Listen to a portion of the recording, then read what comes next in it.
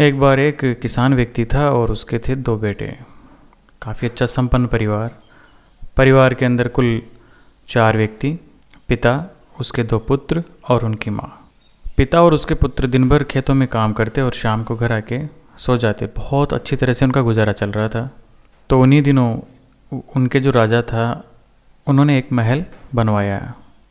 तो किसान की इच्छा हुई कि महल को देखा जाए कि उसमें क्या क्या होते हैं, किस तरह का महल होता है। एक दिन अमावस्या का दिन देखकर, क्योंकि अमावस्या के दिन किसान खेतों पर नहीं जाया करते, एक तरह से संडे की तरह छुट्टी मनाते हैं। तो अमावस्या का दिन देखकर किसान महल की तरफ गया।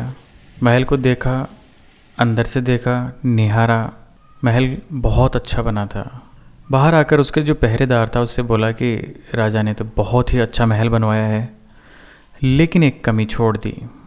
पहरेदार ने पूछा कि बताओ क्या कमी रह गई। कि इसका जो मेन गेट है उसकी जो गिलहरी है वो काफ़ी संकरी बनवा दी इसने, कि जब राजा मरेगा तो उसकी अर्थी इस संकरी गिलहरी से कैसे निकाल पाओगे। पहरेदार को इतना सुनते ही गुस्सा आ गया कि ये तो बिल्कुल बेवकूफ़ है, राजा के लिए ऐसी गलत बात बोलता है। पहरेदार ने उसको पकड़कर जेल में डाल दिया। काफ़ी वक्त हो गया, जब किसान घर नहीं पहुंचा तो उसका जो बड़ा बेटा था वो रास्ते में उसको ढूंढता हुआ आया। ढूंढता इसलिए आया क्योंकि उसने सोचा कि शायद हो सकता है रास्ते में सुरेंद्र काका या सूरज बाबा के पास में बीड़ी सिगरेट पीने के लिए बैठ गया हो, तंबाकू पीने के लिए बैठ गया हो। इसलिए ढूंढता ढूंढता वो चला गया, लेकिन उसे कहीं नहीं मिला। अब उसे याद तो था ही कि वो महल देखने गया है, इसलिए सीधा महल के वहाँ पहुँच गया। पहरेदार ने उससे पूछा कि किस लिए आए हो।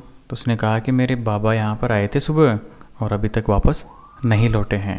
पहरेदार ने कहा कि उन्हें तो जेल में डाल दिया।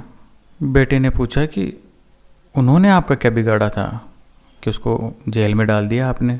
तो पहरेदार ने कहा कि उनको तो बोलने की तमीज़ ही नहीं है। बेटे ने पूछा ऐसा क्या बोल दिया उन्होंने जो आपने जेल में ही डाल दिया।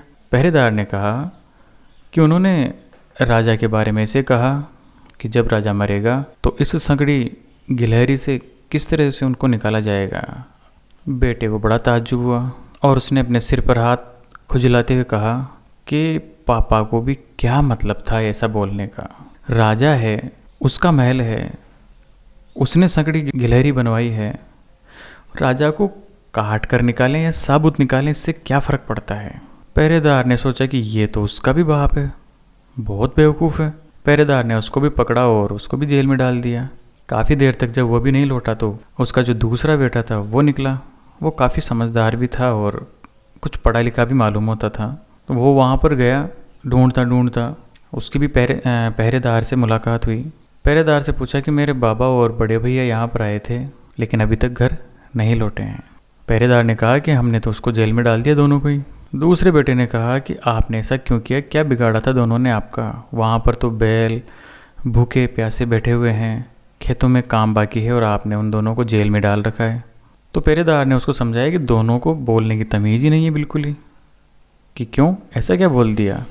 तो पहरेदार ने कहा कि तुम्हारे पिताश्री ने तो इस संकटी गिलहरी को देखकर ये बोला कि राजा को काट कर कैसे निकाला जाएगा, और तुम्हारे जो बड़ा भाई है उसने ये कहा कि राजा है, उसकी मर्जी, उसके घर वाले उसको काट के निकालें या साबुत निकालें, अपने को क्या। छोटा बेटा भी थोड़ा अपने सिर को खुजलाते हुए कहा कि हाँ ये तो दोनों ने बेवकूफ़ी कर दी, उनको ऐसा बिल्कुल भी नहीं बोलना चाहिए था, क्योंकि राजा का घर है, राजा के घर वाले राजा को जलाएं तो अच्छा, दफनाएं तो अच्छा, या कहीं गड्ढे में गाड़ दे तो अच्छा, अपने को क्या लेना देना। पहरेदार को और ताज्जुब हुआ कि ये तो सभी का बाप है, और बेवकूफ़ निकला। उस बेटों को भी उन्होंने जेल में डाल दिया। शाम हो गई, तीनों घर नहीं लौटे। आखिर में उनकी माँ जो उनका वेट कर रही थी, काफ़ी परेशान होकर वो राजा के महल की तरफ आई।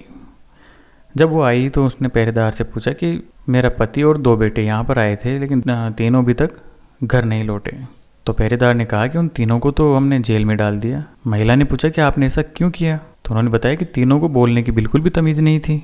महिला ने कहा अच्छा ठीक है, चलो कोई बात नहीं है, उनको तमीज़ नहीं थी, लेकिन अब उनको छोड़ो तो सही। पहरेदार ने कहा कि ये काम हमारा नहीं है, इसके लिए तो तुम्हें राजा से ही मिलना पड़ेगा। महिला काफ़ी समझदार थी, वो सीधी राजा के पास गई और राजा को प्रणाम करके बोली कि मेरे खेत के 3 बैल आपके बाड़े में घुस आए हैं। राजा को बड़ा आश्चर्य हुआ कि उनको छोड़ने की कृपा करो। तो राजा समझा नहीं, फिर कहा कि थोड़ा समझा के बताओ। तो महिला ने कहा कि जिन व्यक्तियों को बोलने की बिल्कुल भी तमीज़ नहीं हो तो उसमें और पशु में क्या फ़र्क है। मेरे घर के 3 आदमी, मेरा पति और मेरे दोनों पुत्र, जिनको बिल्कुल भी बोलने का समझ नहीं थी, वो पशु के बराबर ही हैं। और वो मेरे घर से आपके यहाँ आए थे, लेकिन अपनी नासमझी और बदतमीजी के कारण वो जेल में डाल दिए गए हैं। जो व्यक्ति हमेशा ही खेतों में काम किया हो उसको इतनी समझ कहाँ कि कहाँ पर किस तरह से बोलना है। राजा बड़ा प्रभावित हुआ और उसने तीनों को छोड़ दिया। तो कहानी से शिक्षा तो हमें ये मिलती है कि हमें अपनी बात को समय देखकर सही तरीके से पेश करना चाहिए, क्योंकि हमारी द्वारा कही गई बातें और हमारा व्यवहार ही हमारी इज्जत बनाता है और हमारी इज्जत बिगाड़ता है। कहने को तो राम नाम सत्य होता है, लेकिन इस बात को हर जगह नहीं कहा जा सकता। अगर पंडित फेरों के वक्त इस बात को बोल दे कि पिटाई निश्चित है, तो जगह देखकर ही हमें अपने वाक्यों को निकालना चाहिए। संस्कृत में कहा गया है वद वाक्यम शुभम सदा, अर्थात हमेशा शुभ, प्रिय एवं श्रेष्ठ वाक्य बोलने वालों की सदा जय जयकार होती है।